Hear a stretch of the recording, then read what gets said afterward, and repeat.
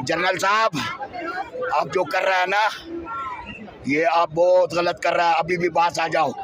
और chief justice, मैं आपसे ये मुखातिब हूँ, आप हमारा पाकिस्तान का चीफ जस्टिस नहीं है, आप एक गद्दार है।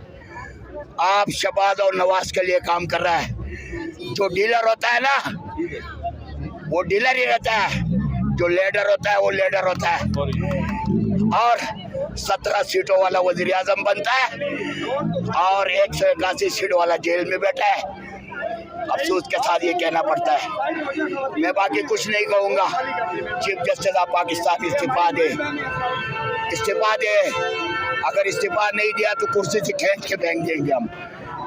जो भगोड़ा गया था लंदन 2 हफ्ते के लिए, वो 4 साल के बाद आया। उसका एयरपोर्ट से जो प्रोटोकॉल दिया गया, वो प्रोटोकॉल